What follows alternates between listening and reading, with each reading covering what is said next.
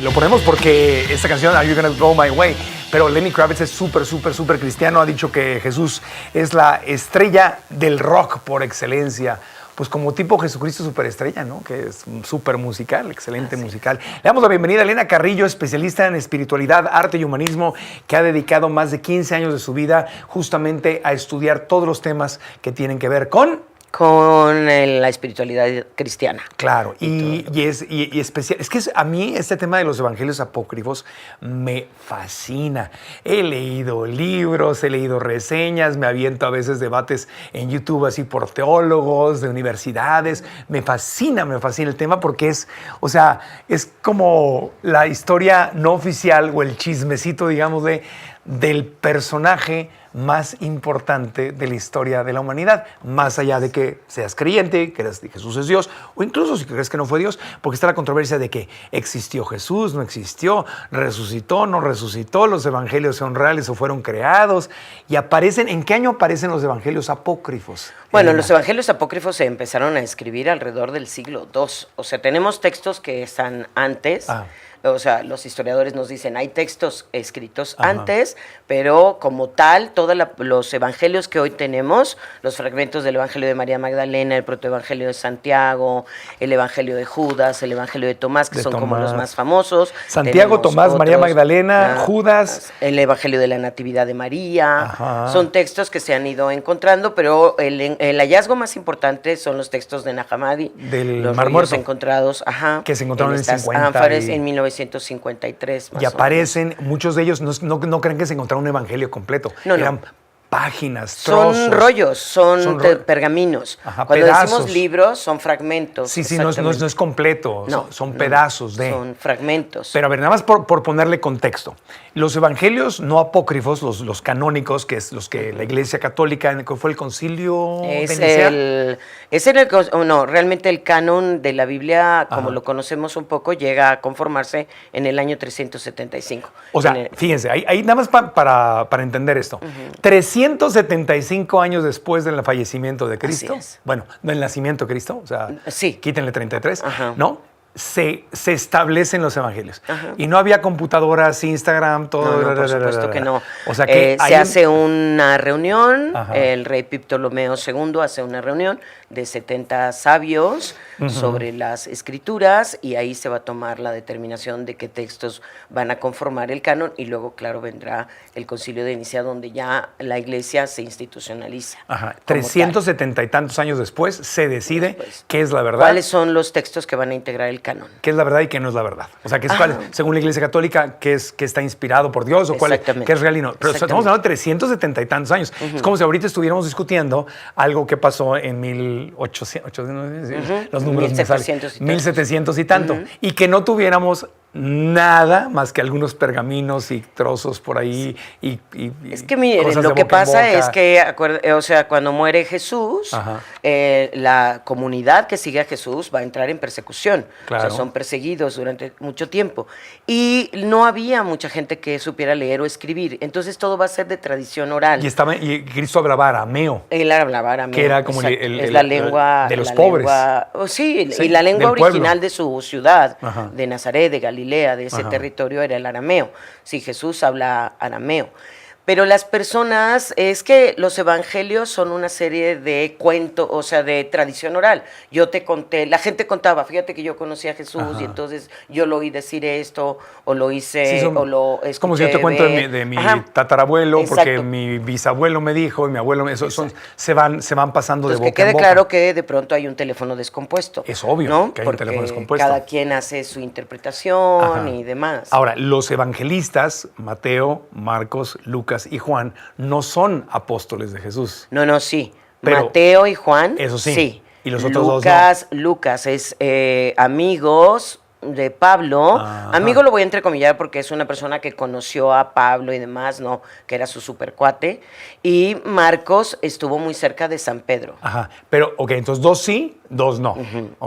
Pero cuando lees, dice, en aquel tiempo Jesús dijo a sus discípulos. A sus discípulos. O sea, si lo estuviera escribiendo alguien en primera persona, sería, en aquel tiempo Jesús nos dijo. Así es. Pero entonces aquí son dice según San Mateo, según San Lucas, pero son los discípulos de los discípulos los que escriben. No es el evangelista, no es de los dos que sí eran discípulos, no son ellos escribiéndolo. Bueno, una parte del Evangelio de San Juan sí. Según los exégetas, sí correspondería a la escritura de San Juan. Ajá. San Juan es el apóstol que va a pero él mismo morir lo escribe.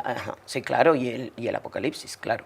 Okay, sí. Okay. Y de Mateo no, hay escuelas, se dice que son escuelas, son los apóstoles de los apóstoles. Ajá. Los apóstoles. Y hacían, escribían y hacían copias de eso. Ajá. Porque escribían fragmentos pequeños precisamente porque eran perseguidos. Claro. Y solían escribir para guardar esas memorias de alguien tan importante, de alguien que les interesaba saber su historia, y los ocultaban en los muros de sus casas o en garrafas o demás para que no los encontraran los romanos y también los judíos, porque los seguidores de Jesús eran considerados una especie de secta al morir Jesús. Claro, entonces, el que realmente cree el cristianismo es San Pablo.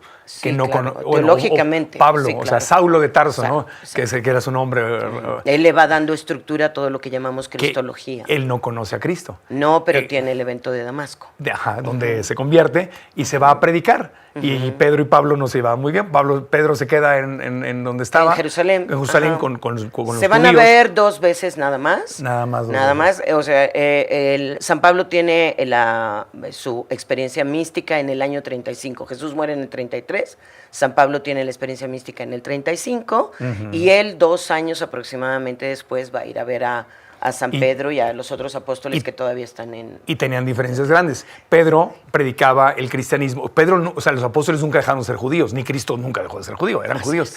Y ellos les pedían a los conversos que se hicieran judíos y se circuncidaran para hacerse cristianos. Y Pablo decía, no, yo voy a ir a predicarle a todo el pueblo y no te tienes que hacer judío. Y ese fue el primer conflicto, ¿no? De la primera división. Encontronazos que tuvieron Pedro y Pablo. Bueno, no se van a ver más que 2 veces. Se ven 2 veces, pero no estaban muy de acuerdo. Pero no estaban muy de acuerdo porque San Pablo además sí extiende muchísimo. A San Pablo le debemos el cristianismo porque viajó 8,000 kilómetros. Muchos historiadores al cristianismo le dicen pablismo porque fue Pablo el que, por eso el gran león de Dios, el que va y escribe todas las epístolas y promueve. Es el mercadólogo. Es el que va, vende, convierte. Pablo predicaba fuera de los templos, dedicados a otros, en los mercados. Sí tiene una gran potencia. Y se va con todos los pueblos esclavizados por los romanos, ¿correcto? Así es. Okay, entonces Pablo es el que realmente cree el cristianismo, no Pedro y los apóstoles originales, sino ellos Pablo. Predican localmente.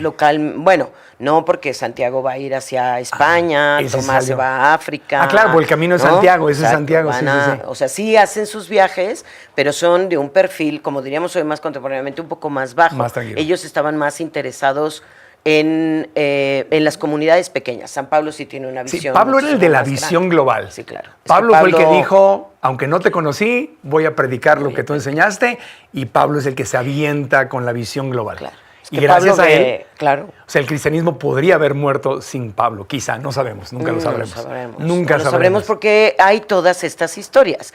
Los apócrifos, ¿qué ocurría en esas primeras comunidades? Claro. ¿Qué se contaba a la gente? ¿Qué decían? Entonces, se llaman apócrifos porque apócrifo quiere decir oculto, pero no oculto de están escondidos porque tienen historias terribles y la verdad oculta sobre Jesús, sino oculto porque pertenecían a grupos sectarios que ocultaban sus textos. Claro. Y que solo eran para eso. El grupo sectario más fuerte de ese momento van a ser los gnósticos, la gnosis. Entonces, por eso se llaman evangelios apócrifos. Apócrifo quiere decir oculto.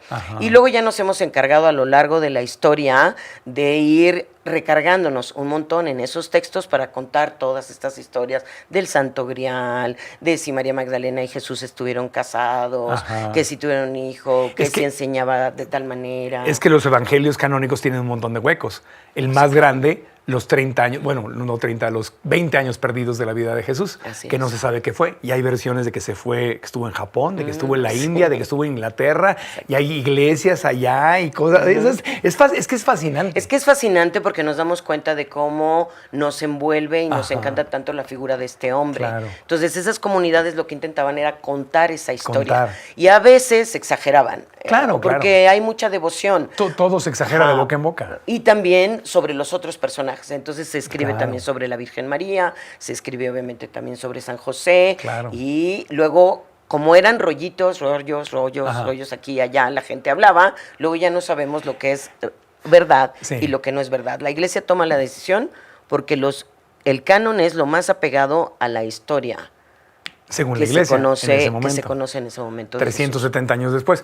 Pero, por ejemplo, los nombres de Melchor, Gaspar y Baltasar Son de los epócrifos. viene de los evangelios apócrifos. Ajá. Entonces, sí hemos tomado mucho, y la Iglesia Católica les llama Melchor, Gaspar y Baltasar, aunque es información que viene de los evangelios no autorizados. Como los nombres de los papás de la Virgen María también están en los apócrifos. De y la tradición los Reyes Magos y los papás de la Virgen María, ¿en qué evangelio viene? en el apócrifo? protoevangelio de Santiago. Es uno de los es el evangelio apócrifo más importante porque parece ser que de ese escrito bebieron muchísimas grupos y se fueron como alimentando. Además hay que acordarnos que muere Jesús y se empieza a escribir más o menos en el año 64. Claro, súper interesante. Bueno, ya dimos el contexto inicial, seguimos con Elena Carrillo. Aquí no es para decir cuál es la verdad y cuál no es la verdad. Estamos literalmente platicando, filosofando. No es para que creas o no creas y que te convenzas o no te convenzas. Tú crees lo que quieras. Nada más estamos hablando de esto que a mí me parece fascinante. Seguimos en Grupo Fórmula después de una pausa.